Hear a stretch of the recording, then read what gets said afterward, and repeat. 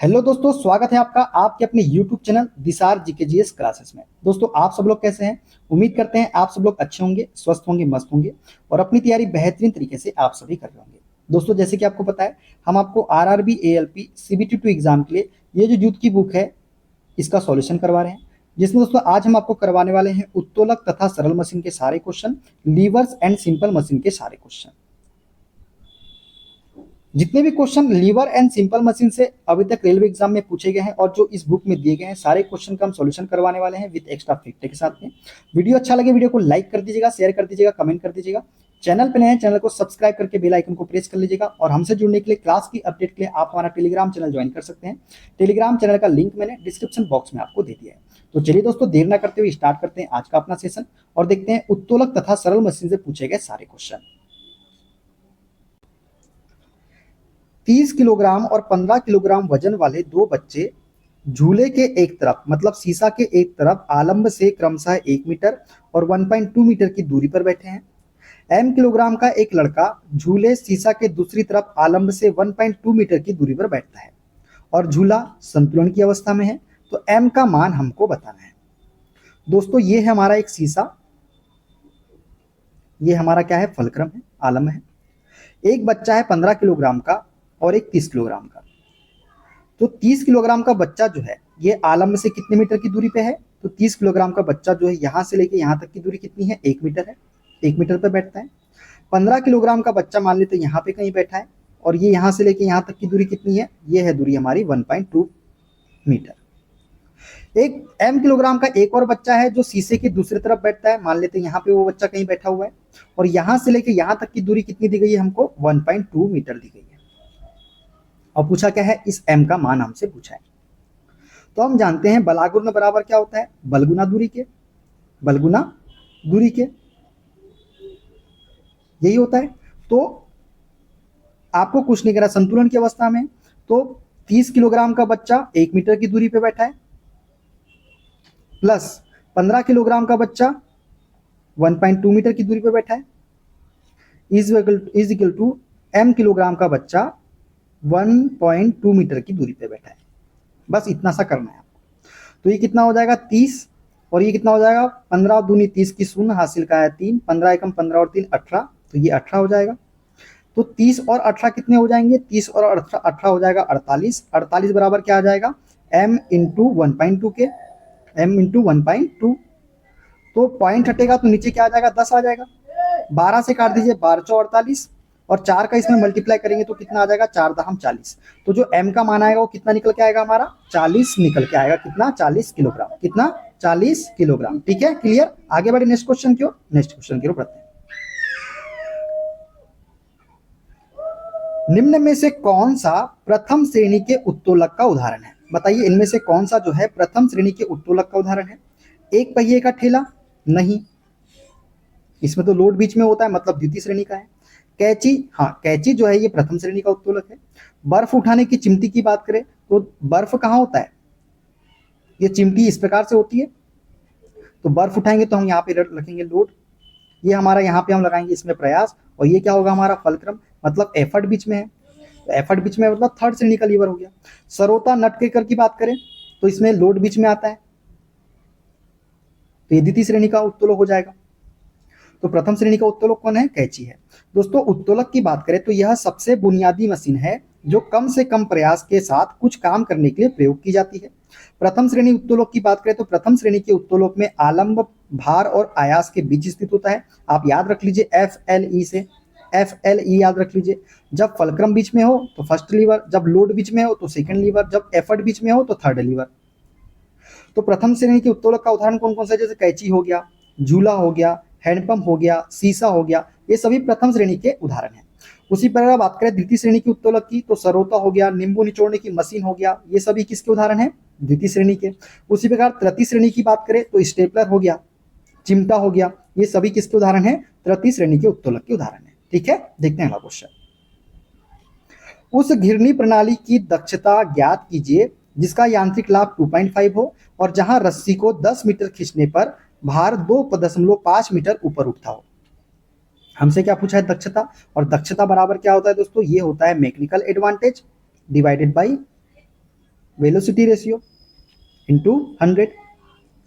अब mechanical advantage तो हमको दिया गया है, वेलोसिटी रेशियो नहीं दिया गया है, तो वेलोसिटी रेशियो बराबर क्या होता है दोस्तों, ये होता है प्रयास द्वारा चली गई दूरी, एफर्ट आर्म के द्वारा चली गई दूरी और लोड के द्वारा चली गई दूरी।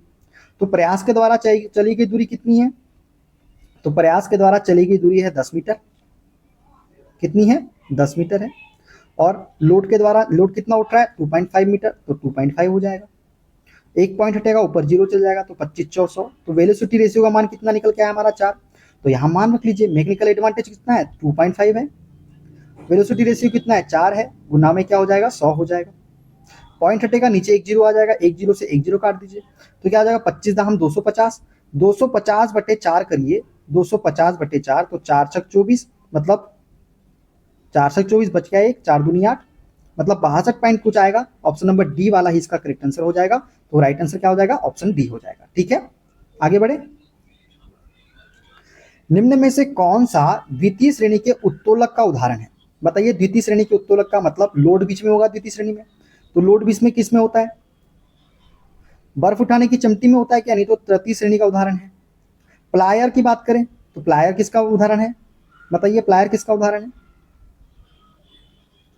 प्लायर जो है ये हमारे किसका उदाहरण है, तो प्रथम श्रेणी का उदाहरण है प्लायर। एक पहिए का ठेला द्वितीय श्रेणी का उदाहरण है। शीशा की बात करें, हाँ, एक पहिए का ठेला जो है ये द्वितीय श्रेणी का उदाहरण है। ठीक है, तो ऑप्शन बी वाला, सी वाला इसका करेक्ट आंसर हो जाएगा। शीशा किसका है, प्रथम श्रेणी का उदाहरण है। ठीक है दोस्तों, बात करें द्वितीय श्रेणी के उदाहरण के बारे में, तो इस वर्ग के उत्तोलक में आलम्ब तथा आयास के बीच में भार स्थित होता है। इस प्रकार के उत्तोलक में यांत्रिक लाभ सदैव एक से अधिक होता है। उदाहरण की बात करें तो सरोता हो गया, नींबू निचोड़ने की मशीन हो गया, स्टेपलर हो गया, मशीन स्टेपलर हो गया, ठेला हो गया, ये सब की किसके उदाहरण है, तो ये द्वितीय श्रेणी के उदाहरण है। प्रथम श्रेणी के उत्तोलक के उदाहरण की बात करें तो आरी हो गया, क्रॉबर हो गया, कैची हो गया, सिडासी हो गया, शीशा हो गया, ये सभी किसके उदाहरण है, तो प्रथम श्रेणी के। उसी प्रकार तृतीय श्रेणी की बात करें तो चिमटा हो गया, मनुष्य का हाथ हो गया, ये सभी तृतीय श्रेणी के उदाहरण है। ठीक है, आगे बढ़ते हैं। एक चरखी प्रणाली की दक्षता का पता लगाए जिसका यांत्रिक लाभ 3.6 है और जहां रस्सी को 8 मीटर खींचने पर भार 1.6 मीटर ऊपर उड़ जाता है। तो हम जानते हैं दक्षता बराबर क्या होता है, mechanical advantage divided by velocity ratio into 100। Mechanical advantage कितना है दोस्तों हमारे पास में, ये दिया गया है 3.6। वेलोसिटी रेशियो नहीं दिया गया, लेकिन वेलोसिटी रेशियो बराबर क्या होता है, प्रयास द्वारा चली गई दूरी डिवाइडेड बाई भार द्वारा चली गई दूरी। तो प्रयास के द्वारा चली गई दूरी कितनी है, ये है 8 मीटर, और भार के द्वारा चली गई दूरी कितनी है, 1.6, और गुना में कर लीजिए 100। तो ये क्या हो जाएगा, 3.6, 1.6 ऊपर चले जाएगा, डिवाइडेड बाई 8, और गुना में क्या हो जाएगा, 100 हो जाएगा। तो एक पॉइंट हटेगा, एक पॉइंट हटेगा तो नीचे 2 जीरो आ जाएंगे, तो 2 जीरो से 2 जीरो कट गए, तो 8 से काट देते हैं, 8 दूनी 16, और कितना हुआ, 36 दूनी 72। तो 72% जो है इसकी दक्षता निकल के आएगी। ऑप्शन नंबर डी इसका करेक्ट आंसर हो जाएगा। ठीक है, आगे बढ़े। निम्न में से कौन प्रथम श्रेणी के लीवर का उदाहरण है, बताइए। प्रथम श्रेणी के लीवर का, प्रथम में क्या होता है, फलक्रम बीच में होता है। अब किसमें फलक्रम बीच में होगा, बताइए। तो प्लायर्स में फलक्रम किसमें होता है, बीच में होता है, तो यही किसका उदाहरण है, प्रथम श्रेणी के लीवर का उदाहरण है। ठीक है, आगे बढ़े, चलिए। यदि किसी मशीन का भार L है और भार द्वारा तय की गई दूरी LD है, तो भार द्वारा किया गया कार्य क्या होगा, तो भार द्वारा किया गया कार्य क्या होता है, भार इंटू भार द्वारा तय दूरी के, तो L इंटू LD होगा। ऑप्शन नंबर कौन सा हो जाएगा, बी वाला इसका करेक्ट आंसर हो जाएगा। ठीक है, आगे बढ़ते हैं। क्लास 1 लीवर में प्रयत्न डैश दिशा में होता है, दोस्तों। क्लास 1 लीवर में प्रयत्न जो होता है, एफर्ट जो होता है ना, ये एक दिशा में होता है। कौन सी दिशा में होता है, एक दिशा में होता है। तो क्लास 1 लीवर में प्रयास की दिशा एक होती है। प्रथम क्लास के लिए उत्तोलक में आलम्ब हमेशा भार तथा आयास के मध्य में स्थित होता है, जैसे कैंची हो गया, सरोता हो गया। इसका यांत्रिक लाभ क्या होता है क्लास 1 के लीवर का, एक भी हो सकता है, एक से कम भी हो सकता है, और एक के बराबर भी हो सकता है। तो दोनों ही चीजें आपको याद रखनी है। ठीक है, आगे बढ़ते हैं। सरल मशीन के वेग का अनुपात मशीन में डैश द्वारा चली गई दूरी और डैश द्वारा तय दूरी का अनुपात होता है। तो क्या होता है, वेग अनुपात होता है प्रयास द्वारा चली गई दूरी डिवाइडेड बाई भार द्वारा चली गई दूरी। तो प्रयास द्वारा चली गई दूरी और भार द्वारा चली गई दूरी, ऑप्शन नंबर बी वाला इसका करेक्ट आंसर हो जाएगा। ठीक है, देखते हैं अगला क्वेश्चन। 5 यूनिट प्रयत्न किसी 10 यूनिट लोड पर लगाया जाता है। प्रयत्न और लोड के माध्यम से तय की गई दूरी जो है क्रमशः 50 और 20 यूनिट है। इस मशीन की दक्षता ज्ञात कीजिए। हमसे क्या पूछा है, दक्षता, और दक्षता बराबर क्या होता है, mechanical advantage divided by velocity ratio के।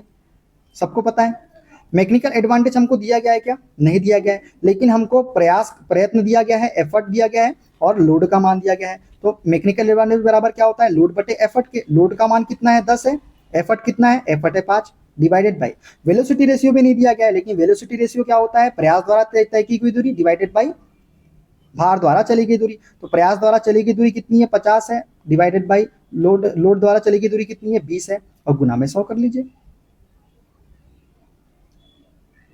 कोई दिक्कत? तो ये क्या हो जाएगा, ये हो जाएगा 10/5 इंटू 20/50 इंटू में 100, यही होगा। 20 ऊपर चले जाएगा, तो काट लीजिए इसको, 1 0 से 1 0 कट गया, 5 से काट दीजिए, 5 दूनी 10, 5 से काट दीजिए, 5 दूनी 10, तो कितना आया, 20 दूनी 40, 40 दूनी 80। तो दक्षता कितनी निकल के आ गई हमारी, 80%। कितनी, 80%। तो 80% इसका क्या हो जाएगा, राइट आंसर हो जाएगा। ठीक है, आगे बढ़ते हैं। कार्य करते समय घर्षण के प्रभाव के कारण मशीन का कार्य आउटपुट कार्य इनपुट से डैश होता है। अच्छा दोस्तों, हम किसी मशीन में कार्य कर रहे हैं, ठीक है, एक एग्जांपल से समझते हैं। हम किसी मशीन में कार्य कर रहे हैं, हमने कार्य इनपुट दिया कितना, 400 वाट का, हमने इनपुट डाला कितना, 400 वाट का। मशीन ने हमको आउटपुट दिया घर्षण की वजह से 250 वाट का, क्योंकि मशीन में क्या आ गया था, घर्षण आ गया था। ठीक है, अब हमने इनपुट दिया 400 वाट, हमको मिला आउटपुट 250 वाट। तो इससे क्या पता चला कि हमने इनपुट ज्यादा दिया लेकिन आउटपुट हमको कम मिला। तो इससे हमको पता चला कि जो आउटपुट है वो कार्य इनपुट से क्या होगा, कम हुआ, क्योंकि मशीन में क्या था, घर्षण था। तो इसका मतलब ये हुआ कि कार्य करते समय घर्षण के प्रभाव के कारण मशीन का कार्य आउटपुट जो होता वो कार्य इनपुट से हमेशा क्या होगा, कम होगा। तो ऑप्शन नंबर सी वाला इसका करेक्ट आंसर हो जाएगा। ठीक है, आगे बढ़े। किसी मशीन की दक्षता कभी भी डैश नहीं हो सकती। तो दोस्तों, किसी भी मशीन की दक्षता जो है ना, ये कभी भी 100% नहीं हो सकती। किसी भी मशीन की दक्षता कभी भी 100% नहीं हो सकती, क्योंकि मशीन द्वारा आउटपुट के रूप में प्रदत्त ऊर्जा मशीन में इनपुट के रूप में प्रदत्त ऊर्जा से कम होती है, तथा कुछ इनपुट ऊर्जा का प्रयोग मशीन में उत्पन्न घर्षण को कम करने में ऊष्मा या ध्वनि ऊर्जा के रूप में खर्च हो जाती है। इस वजह से किसी भी मशीन की दक्षता कभी भी 100% नहीं हो सकती। ठीक है, देखते हैं अगला क्वेश्चन। कोई लोड पाने के लिए लगाए जाने वाले बल को डैश कहा जाता है। तो लोड को पाने के लिए लगाए जाने वाले बल को हम क्या बोलते हैं, एफर्ट बोलते हैं। तो ऑप्शन नंबर डी वाला इसका करेक्ट आंसर हो जाएगा। ठीक है, आगे बढ़ते हैं। क्लास 2 लीवर के संबंध में निम्न में से कौन सा कथन सही है। बताइए, क्लास 2 का लीवर की बात कर रहा है, मतलब लोड बीच में होगा, फलक्रम और एफर्ट के बीच में कौन होगा, लोड होगा। तो क्लास 2 लीवर की बात करें तो लोड जो होता है वो फलक्रम और एफर्ट मतलब प्रयत्न और आधार के बीच में होता है। ऑप्शन नंबर डी वाला इसका करेक्ट आंसर हो जाएगा। अब बात करें यांत्रिक लाभ की, तो क्या सेकेंड लीवर में यांत्रिक लाभ हमेशा एक से कम होता है क्या, नहीं, ये तो थर्ड लीवर में होता है। यांत्रिक लाभ एक से कम किस में होता है, थर्ड लीवर में। सेकेंड लीवर में तो यांत्रिक लाभ जो होता है एक से अधिक होता है, एक से अधिक होता है। ठीक है, क्लियर, आगे बढ़ते हैं। क्लास 3 लीवर के संबंध में निम्न में से कौन सा कथन सही है, ये हमसे पूछा है। अब क्लास 3 की बात कर रहा है तो एफ एल ई से एफर्ट क्या होगा, बीच में होगा, किसके, फलक्रम और लोड के बीच में कौन होगा, एफर्ट होगा, मतलब प्रयास होगा। तो प्रयास किसके बीच में, देखिए प्रयत्न जो होता है, एफर्ट जो होता है लोड और आधार के बीच में होता है। तो ऑप्शन सी वाला इसका करेक्ट आंसर हो जाएगा। अभी बताया हमने, इसका वेलोसिटी रेशियो का मान कितना होता है, हमेशा एक से कम होता है। ठीक है, अगले पढ़ते हैं नेक्स्ट क्वेश्चन की ओर। निम्न में से कौन सा क्लास 1 लीवर नहीं है। बताइए, क्लास 1 लीवर नहीं है। क्लास 1 लीवर की बात करें तो एफ एल ई से फलक्रम किस में होगा, बीच में होगा। क्या प्लायर्स में फलक्रम बीच में होता है क्या, बिल्कुल प्लायर्स में फलक्रम बीच में होता है। कैंची में फलक्रम बीच में होता है क्या, कैंची में भी होता है। शीशा में भी फलक्रम बीच में होता है क्या, शीशा में भी होता है। लेकिन सरोते में होता है क्या, नहीं। सरोता इस प्रकार से होता है ना दोस्तों, इस प्रकार से सरोता होता है ऐसा। ऐसा। यहाँ बीच में हम क्या रखते हैं, लोड रखते हैं। फलक्रम कहाँ होता है, यहाँ होता है। एफर्ट हम कहाँ लगाते हैं, यहाँ से हाथों से लगाते हैं। तो लोड बीच में होता है, तो सरोता किसका उदाहरण है, द्वितीय श्रेणी का उदाहरण है सरोता। ठीक है, तो सही क्या हो जाएगा, ऑप्शन नंबर डी, सरोता जो है फर्स्ट लीवर नहीं है। ठीक है, देखते हैं अगला क्वेश्चन। क्लास 3 लीवर में प्रयत्न और भार किस दिशा में जाते हैं। बताइए, क्लास 3 लीवर में प्रयत्न और भार किस दिशा में जाते हैं। तो क्लास 3 लीवर में प्रयत्न और भार जो है ना, ये समान दिशा में जाते हैं। किस दिशा में, समान दिशा में। तो ऑप्शन नंबर ए वाला इसका करेक्ट आंसर हो जाएगा, क्योंकि भार तथा बल का प्रयत्न जो होता है वो किस दिशा में होता है, एक ही दिशा में होता है, इस वजह से। ठीक है, देखते हैं अगला क्वेश्चन। उत्तोलक को बीम को पकड़ने के लिए बीयरिंग या अन्य उपकरण की आवश्यकता होती है। तो कौन सा उत्तोलक है जिसके बीम को पकड़ने के लिए बीयरिंग या अन्य उपकरण की आवश्यकता होती है, बताइए। द्वितीय श्रेणी होगा क्या, नहीं। क्लास 1 एंड 3 हो गया क्या, नहीं। तृतीय श्रेणी, तो ऑप्शन नंबर सी वाला इसका करेक्ट आंसर हो जाएगा। तृतीय श्रेणी में जो है बीम को पकड़ने के लिए बीयरिंग या अन्य उपकरण की आवश्यकता होती है, तो ऑप्शन नंबर सी इसका करेक्ट आंसर हो जाएगा। ठीक है, आगे बढ़ते हैं। यदि हम तृतीय श्रेणी के उत्तोलक में बल भुजा की लंबाई और भार भुजा की लंबाई की तुलना करते हैं तो निम्न में से कौन सा सही होगा, ये हमसे पूछा है। अब बात किसकी है, तृतीय श्रेणी के उत्तोलक की है। तो तृतीय श्रेणी का उत्तोलक की बात करें तो ये हमारा मान लेते हैं एक शीशा है। तृतीय श्रेणी के उत्तोलक में क्या होता है, एफर्ट बीच में होता है। तो एफर्ट हमारा कहाँ पे आएगा, बीच में आएगा। कहाँ पे आएगा, एफर्ट हमारा बीच में आएगा। यहाँ पे हमारा मान लेते हैं फलक्रम है, ये क्या है, फलक्रम, और ये हमारा क्या है, लोड है। तो फलक्रम से एफर्ट की जो दूरी होती है वो क्या कहलाती है, एफर्ट आर्म, मतलब बल भुजा। और फलक्रम से लेकर लोड तक के बीच की जो दूरी होती है उसे हम क्या बोलते हैं, लोड आर्म, मतलब भार भुजा। तो इससे हमको एक चीज पता चली कि जो एफर्ट आर्म होती है, मतलब जो बल भुजा होती है, वो भार भुजा की क्या होती, भार भुजा से कैसी होती है, कम होती है। या दूसरे तरीके से बोले, जो भार भुजा होती है वो बल भुजा से क्या होती है, अधिक होती है। यहां बोल रहा है बल भुजा मतलब एफर्ट आर्म लोड आर्म से अधिक होती है, बोल रहा है। नहीं, एफर्ट आर्म तो लोड आर्म से छोटी होती है। तो पहला ऑप्शन हमारा गलत। दूसरा ऑप्शन है बल भुजा की लंबाई भार की लंबाई से अधिक उसके बराबर नहीं। जो एफर्ट आर्म की लंबाई है वो लोड आर्म से, मतलब बल भुजा की लंबाई जो है वो भार भुजा की लंबाई से क्या है, कम है। वो तो बोल रहा है अधिक है, तो दूसरा ऑप्शन भी गलत। तीसरा ऑप्शन देखिए क्या, चलिए तीसरा ऑप्शन देखते हैं। तीसरा ऑप्शन की बात करें तो बल भुजा की लंबाई हमेशा भार भुजा की लंबाई के बराबर होती है क्या, नहीं, तीसरा ऑप्शन भी गलत। बल भुजा की लंबाई हमेशा भार भुजा की लंबाई से कम होती है, हाँ बिल्कुल। जो एफर्ट आर्म होती है वो लोड आर्म से कैसी होती है, छोटी होती है। तो ऑप्शन डी वाला ही इसका करेक्ट आंसर हो जाएगा। ठीक है, क्लियर, आगे बढ़ते हैं। निम्न में से कौन सा तृतीय श्रेणी का उत्तोलक नहीं है। दोस्तों, चिमटी तो है, स्टेपलर भी है, हॉकी भी है, एक पहिए का ठेला जो है ये द्वितीय श्रेणी का उदाहरण है। तो ऑप्शन डी वाला इसका करेक्ट आंसर हो जाएगा। ठीक है दोस्तों, तृतीय श्रेणी का उत्तोलक वह होता है जिसमें आयास मतलब एफर्ट जो है आलम और भार के बीच में स्थित होता है।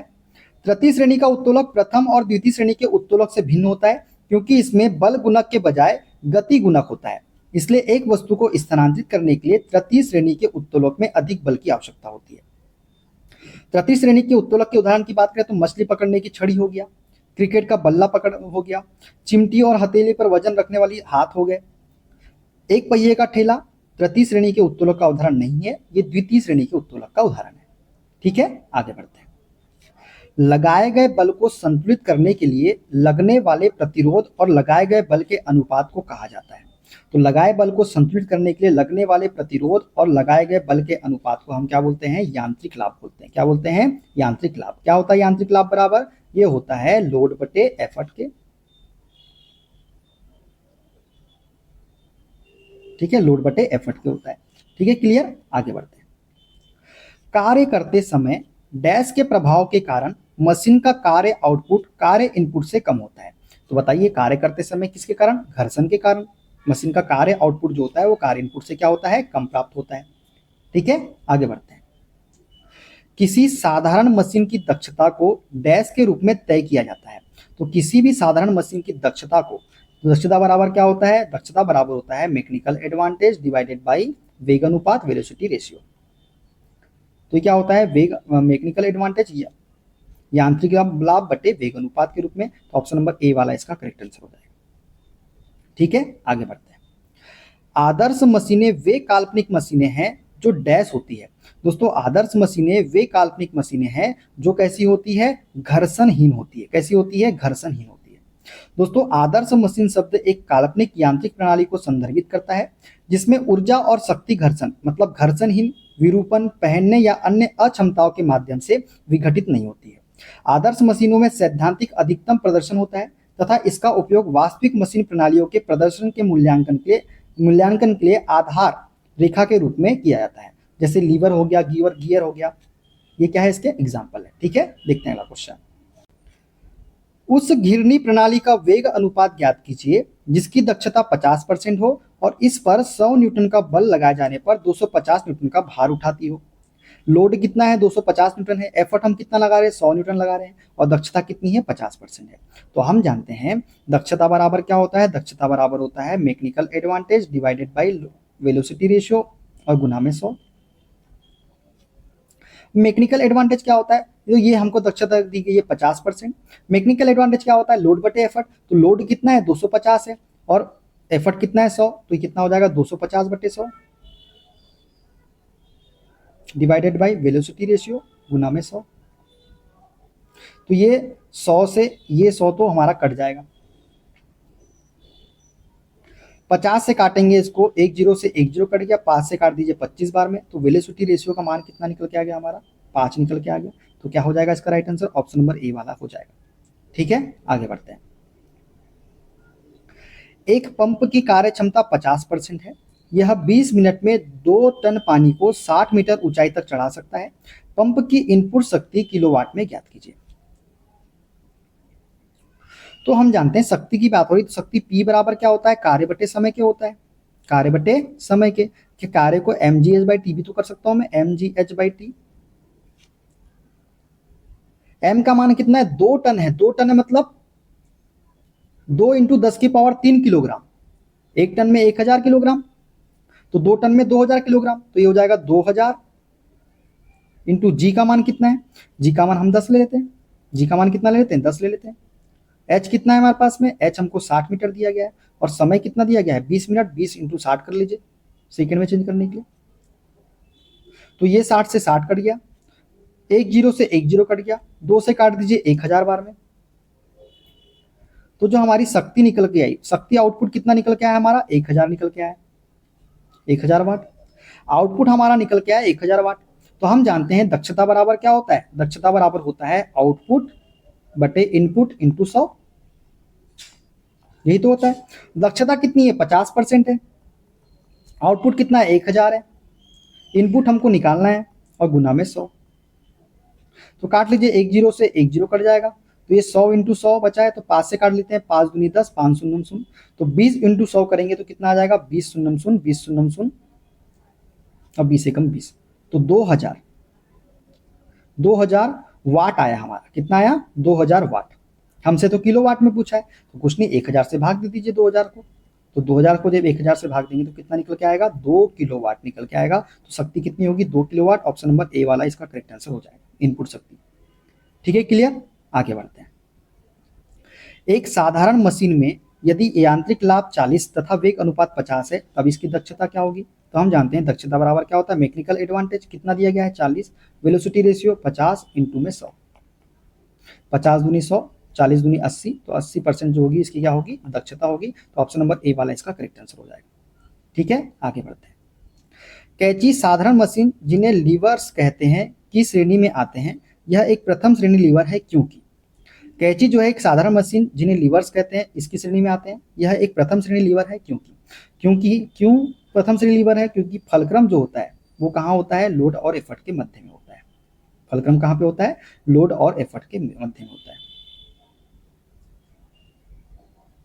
तो जो फलक्रम होता है वो भार तथा प्रयास के मध्य में स्थित होता है। ऑप्शन नंबर ए वाला इसका करेक्ट आंसर हो जाएगा।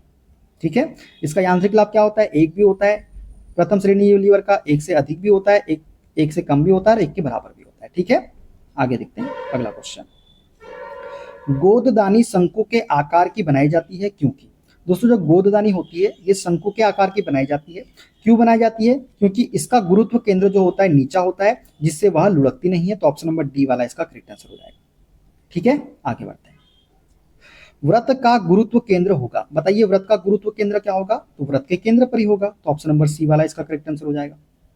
ठीक है, आगे बढ़ते हैं। 2 मीटर लंबी छड़ ए बी सिरे ए से 120 सेंटीमीटर दूर चाकू की धार पर संतुलित होती है। उसी सिरे ए पर 100 ग्राम का एक भार रखने पर छड़ अपने केंद्र पर संतुलित हो जाती है। छड़ का भार क्या होगा हमसे पूछा है। एक छड़ है दोस्तों 2 मीटर लंबी, एक हमारी छड़ है कितनी? 2 मीटर लंबी। यहां से लेके यहां तक की दूरी कितनी है? टोटल 2 मीटर है। ये ए से लेके बी तक की। ए से 120 सेंटीमीटर दूर चाकू की धार पर संतुलित होती है। उसी सिरे ए पर 100 ग्राम का भार रखने पर छड़ अपने केंद्र पर संतुलित हो जाती है। समझे कैसे बोल रहा है क्वेश्चन? समझ में आया? बताइए। तो दोस्तों एक छड़ है जो बोल रहा है कि सिरे ए से 120 सेंटीमीटर दूर चाकू की धार पर संतुलित होती है। उसी सिरे ए पर 100 ग्राम का भार रखने पर छड़ अपने केंद्र पर संतुलित हो जाती है।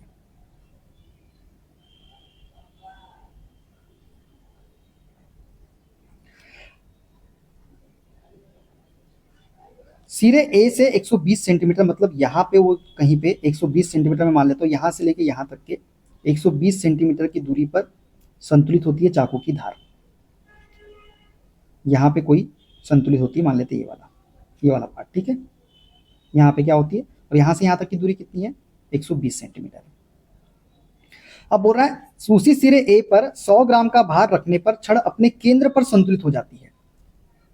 अब ये केंद्र पर संतुलित होती है मतलब यहाँ पे कहीं संतुलित होती होगी, और यहाँ से लेके यहाँ तक की दूरी कितनी है? 100 सेंटीमीटर है, मतलब 1 मीटर ही तो होगा। 100 सेंटीमीटर मतलब 1 मीटर। टोटल तो ये कितनी है? ये दोनों टोटल 2 मीटर है, तो 1 मीटर बीच में रखी होगी, यहाँ पे रखी होगी, तभी तो संतुलित होगी। तो यहां से यहां तक की दूरी कितनी होगी? 20 सेंटीमीटर होगी कि नहीं होगी? क्योंकि ये टोटल 120 सेंटीमीटर है। तो बोल रहा है छड़ का भार बताइए। तो छड़ का भार कैसे निकालेंगे? छड़ का भार कैसे निकालेंगे बताइए। तो छड़ का भार निकालेंगे 20 इंटू डब्लू, ये 20 इंटू डब्लू बराबर 100 इंटू 100। अब ये 100 इंटू 100 क्यों किया? क्योंकि यहां से लेके यहां तक की दूरी कितनी है? 100 सेंटीमीटर है, और यहीं पे क्या हो रही है? वो संतुलित भी हो रही है। 100 सेंटीमीटर यहाँ 100 ग्राम का हमने यहाँ भार रखा, 100 ग्राम का भार यहाँ पे है, तभी तो संतुलित हो रही है ना। मतलब 100 ग्राम का भार है और 100 सेंटीमीटर पे वो संतुलित हो रही है। तो काट लेते हैं 20 पंचे 100, 5 इंटू 100 तो 500। तो भार जो होगा छड़ का वो कितना आएगा? 500 ग्राम। कितना निकल के आएगा? 500 ग्राम निकल के आएगा। एक बार फिर से देखते, चलिए एक बार फिर से। ये हमारी एक छड़ है दोस्तों, ठीक है। क्या बोला है क्वेश्चन में? सिरे ए से 120 सेंटीमीटर दूर चाकू की धार पर संतुलित होती है। मान लेते हैं सिरा ये ए है, यहां से 120 सेंटीमीटर दूर, मतलब यहां से लेके यहां तक की जो दूरी है वो कितनी है? 120 सेंटीमीटर। यहां पे जाके वो क्या हो जा रही है? संतुलित हो जा रही है। ठीक है, उसी सिरे ए पर 100 ग्राम का भार रखने पर छड़ अपने केंद्र पर संतुलित हो जाती है। अब ये बताइए 2 मीटर लंबी छड़ है, मतलब यहां से लेके यहां तक की कितनी मीटर है? 2 मीटर है। अब ये केंद्र पे संतुलित हो जाती है मतलब 1 मीटर पे होगी, मतलब यहाँ पे कहीं बीचों बीच में कहीं होगी। तो यहां से यहां तक की दूरी कितनी दी गई है हमको? 100 सेंटीमीटर दी गई है, मतलब 1 मीटर तो ठीक दी गई है 100 सेंटीमीटर। तो ये छड़ का भार क्या होगा ये हमसे पूछा है। तो भार कैसे निकालेंगे? देखिए 100 सेंटीमीटर की दूरी पे यहाँ पे 100 ग्राम का भार रखा हुआ है, 100 ग्राम का भार रखते हैं, 100 ग्राम का भार रखने पर ये 100 सेंटीमीटर पे क्या हो जाती है? अपने केंद्र पर संतुलित हो जाती है। तो 100 इंटू दूरी कितनी है? F into R. दूरी मतलब 100 सेंटीमीटर है, और यहां से लेके यहां तक की जो दूरी है वो कितनी है? 20 सेंटीमीटर है, और यहीं से तो हमको भार निकालना है 20 इंटू डब्ल्यू। तो क्या हो जाएगा? 20 पंचे 100, तो 500 ग्राम होगा कि नहीं होगा? क्लियर यहां तक के? कोई दिक्कत? समझ गए ना कैसे किया? ठीक है, चलिए आगे बढ़ते हैं।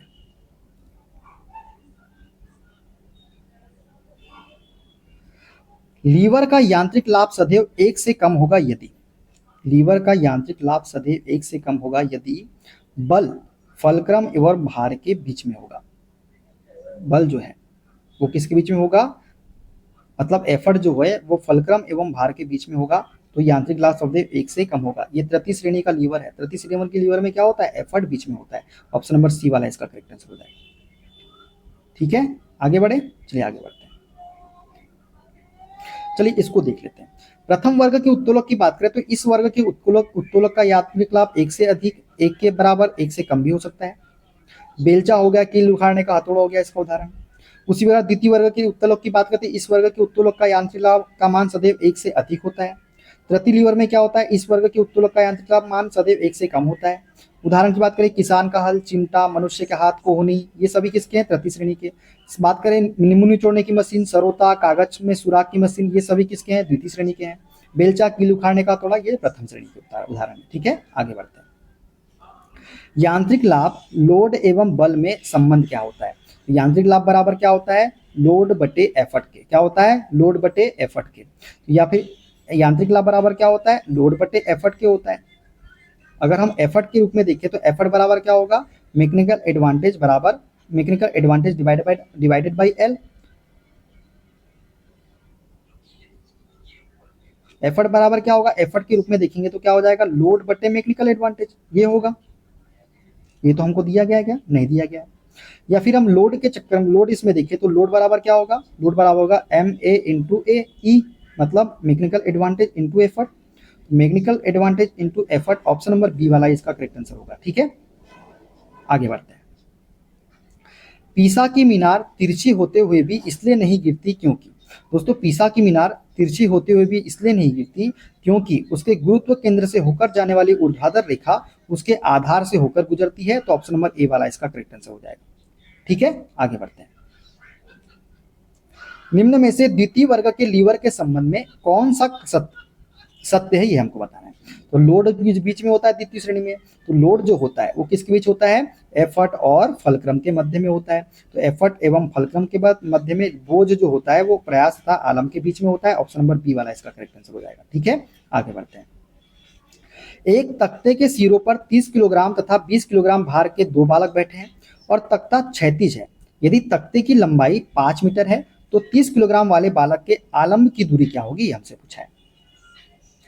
दोस्तों एक तख्ता है जिसकी लंबाई कितनी दी गई है हमको, मान लेते हैं ये एक तख्ता है हमारे पास में 5 मीटर लंबा। कितनी लंबाई है इसकी? 5 मीटर इसकी लंबाई है। ठीक है, एक तख्ते के सिरे पर 30 किलोग्राम तथा 20 किलोग्राम भार के 2 बालक बैठे हैं। तो 2 बालक बैठे, एक 30 किलोग्राम का बैठा है, एक 20 किलोग्राम का। सिरों पर बैठे, तो ये देखो 30 सिरों पे हमने बैठा दिया, एक 30 किलोग्राम का, एक 20 किलोग्राम का है। ठीक है, अब बोल रहा है तख्ता क्षैतिज है। ठीक है, क्षैतिज है। 30 किलोग्राम वाले बालक के आलंब की दूरी मान लेते हैं, ये बोल रहा है आलंब की, ये फलक्रम से दूरी, यहां से दूरी उसके पूछा है किसकी? 30 किलोग्राम के बालक की। मान लेते हैं 30 किलोग्राम बालक की जो आलंब से दूरी है वो कितनी है? x है। तो ये दूरी टोटल 5 है। तो जब ये x है तो ये दूरी क्या होगी? 5 माइनस x होगी कि नहीं होगी? क्योंकि ये दूरी तो पूरी कितनी है? 5 है। हमने इसको x मान लिया, तो ये कितनी होगी? 5 माइनस x होगी कि नहीं होगी? हो जाएगी ना। अब कुछ नहीं करना है, तो मान लेते हैं 30 किलोग्राम का लड़का x दूरी पर बैठा है और 20 किलोग्राम का लड़का जो है ये 5 माइनस x दूरी पर बैठा है। हमको x का मान ही तो निकालना है, तो ये कितना हो जाएगा? 30x इज इक्वल टू 20 पंचे 100 और माइनस 20x। तो ये 20x इधर आएगा तो कितना हो जाएगा? 50x हो जाएगा। 50x बराबर किसके हो जाएगा? 100 के हो जाएगा। तो x बराबर कितना निकल के आएगा हमारा? x बराबर 2 निकल के आ जाएगा। तो 2 मीटर की दूरी पर जो है 30 किलोग्राम वाले बालक के आलम की दूरी होना चाहिए। तो ये जब 2 होगी तो ये कितनी होगी? 3 मीटर होगी कि नहीं होगी? हमसे तो इसी का पूछा है x के बारे में, तो ये कितनी हो जाएगी? 2 मीटर हो जाएगी। ऑप्शन नंबर बी वाला करेक्ट आंसर हो जाएगा। ठीक है, आगे बढ़े, आगे बढ़ते हैं। किसी बल की क्रिया रेखा अक्ष से गुजरती है तो बल आघूर्ण होगा। दोस्तों किसी बल की क्रिया रेखा अक्ष से गुजरती है तो बल आघूर्ण जो होता है वो क्या होता है? शून्य होता है। ऑप्शन नंबर बी इसका करेक्ट आंसर हो जाएगा। ठीक है, देखते हैं अगला क्वेश्चन। यदि किसी पिंड पर जो किसी बिंदु के चारों ओर घूमने के लिए स्वतंत्र है, कई बल लगे हो परंतु पिंड संतुलन में हो तो उन बलों के आघूर्णों का बीजगणितीय योग होगा। तो यदि किसी पिंड पर जो किसी बिंदु के चारों ओर घूमने के लिए स्वतंत्र है और इसमें कई बल लगे हो परंतु पिंड संतुलन में हो तो उन बलों के आघूर्णों का बीजगणितीय योग जो होता है वो हमेशा शून्य होता है। तो ऑप्शन नंबर बी वाला इसका करेक्ट आंसर हो जाएगा। ठीक है, आगे बढ़ते हैं। अंतरिक्ष में दो उल्का पिंडों के द्रव्यमान क्रमशः 7 किलोग्राम तथा 9 किलोग्राम है। यदि वे एक दूसरे से 8 मीटर की दूरी पर तथा उनका द्रव्यमान केंद्र 9 किलोग्राम वाले पिंड से दूर होगा। 8 मीटर की दूरी पर तो उनका द्रव्यमान केंद्र 9 किलोग्राम वाले पिंड से, मतलब 9 किलोग्राम वाले पिंड से हमको दूरी पूछा है। सेम क्वेश्चन है। एक मान लेते हैं ये दो उल्का पिंड है, ये ठीक है, एक छेड़ ले लेते हैं। इसमें पिंड के द्रव्यमान क्रमशः कितने, 7 किलोग्राम और 9 किलोग्राम है। चलो, एक ये 7 किलोग्राम है और एक कितना है, 9 किलोग्राम है। वे एक दूसरे से 8 मीटर की दूरी पर, मतलब यहां से लेके यहां तक की जो दूरी है वो कितनी है, 8 मीटर है। तो उनका द्रव्यमान केंद्र, मतलब ये जो केंद्र है, द्रव्यमान जो केंद्र है, ये वाला केंद्र, कौन सा केंद्र, ये वाला केंद्र, किससे पूछा है, 9 मीटर की दूरी वाले से पूछा। मान लेते हैं ये जो द्रव्यमान केंद्र है यहाँ से x मीटर की दूरी पर है, तो ये कितना होगा, 8 - x हो जाएगा कि नहीं हो जाएगा, तो ये 8 - x हो जाएगा। बस, अब कुछ नहीं। तो 7 किलोग्राम वाला लड़का 8 - x दूरी पर है, उसी प्रकार 9 किलोग्राम वाला लड़का x दूरी पर है। बस सॉल्व करना है। ये हो जाएगा 56 - 7x बराबर 9x। तो ये 7x उधर जाएगा तो जुड़ जाएगा, तो 9 और 7 कितना हो जाएगा, 16। 9 और 7 16, तो 56 बराबर किसके हो जाएगा, 16 के, 16x के। तो काट दीजिए, 16 48, बच गया कितना, 8, लगाए दशमलव, 16 पंचे 80। तो x का मान कितना निकल के आ गया, 3.5 मीटर हमारा निकल के आ गया ना। ऑप्शन नंबर डी वाला इसका करेक्ट आंसर हो जाएगा। ठीक है, क्लियर, आगे बढ़ते हैं। निम्न चित्र में प्रदर्शित बल युग्म का आघूर्ण होगा। हमसे पूछा है बल युग्म का आघूर्ण, और आघूर्ण क्या होता है, r × f के। r क्या है, दूरी है, और f क्या है, बल है। अब देखिए ये जो है यहाँ से भी 90 डिग्री का कोण बन रहा है, यहाँ से भी 90 डिग्री का कोण बन रहा है। तो जब 90 डिग्री का कोण बन रहा है तो क्या हो जाएगा, बल आघूर्ण बराबर r × f। r का मान कितना है, दूरी कितनी है, 4 मीटर है। f का मान कितना है, 20 है। तो आघूर्ण क्या होगा, 80 होगा। कितना होगा, 80 newton metre. 80 newton metre, option number C वाला इसका करेक्ट आंसर हो जाएगा। ठीक है, क्लियर, क्योंकि साइन 90 की वैल्यू तो एक होती है यहाँ पे, है ना। अगर साइन RF साइन थीटा होता है तो साइन थीटा, ये 90 डिग्री लेंगे तो साइन थीटा की वैल्यू क्या होती है, एक ही तो होती है, इसलिए हमने साइन थीटा की वैल्यू नहीं लिया। ठीक है, देखते हैं अगला क्वेश्चन। 3 अश्व शक्ति की एक मोटर पहिए को 1200 चक्कर प्रति मिनट घुमाती है। इसके द्वारा लगाया गया बल आघूर्ण क्या होगा, बताइए बल आघूर्ण क्या होगा। तो कुछ नहीं रखना है आपको, कुछ नहीं करना है, बस फॉर्मूला लगाना है और डायरेक्ट आंसर निकालना है। देखो, सामर्थ्य P बराबर क्या होता है, शक्ति बराबर कार्य बटे समय के, और कार्य बराबर होता है टाउ × थीटा, जहां टाउ बलाघूर्ण है तथा समय अंतराल T में कोणीय विस्थापन थीटा रेडियन में है। तो बलाघूर्ण टाउ बराबर क्या होता है, P × T/थीटा के। तो इसको हम ये भी लिख सकते हैं P × T/2πn के। अब यहाँ सबका मान रखना है हमको। तो P का मान कितना है, 3 अश्व शक्ति का है। 3 अश्व शक्ति मतलब अश्व शक्ति है, तो एक अश्व शक्ति में 746 वाट होते हैं। 3 अश्व शक्ति में कितने होंगे, 3 × 746, 3 × 746 इंटू समय का मान कितना है, समय का मान कितना दिया गया है, प्रति मिनट, मतलब 1 मिनट में कितने होते हैं, 60 सेकेंड, तो 60 से मल्टीप्लाई कर लीजिए, डिवाइडेड बाय 2πn। 2 × पाई का मान कितना होता है, 22/7, और n कितने हैं, 1200 है। तो कर लेते, 1 0 से 1 0 कट गया, 6 से काट दीजिए, 6 दूनी 12, 6 शून्य 20 आ गया नीचे। तो 2 × 22 × 20 नीचे में है कितना है, 3 × 746, ये 7 ऊपर चले जाएगा, 22/7 का तो 7 ऊपर आ जाएगा, नीचे में क्या आ जाएगा, 2 × 22 × 20।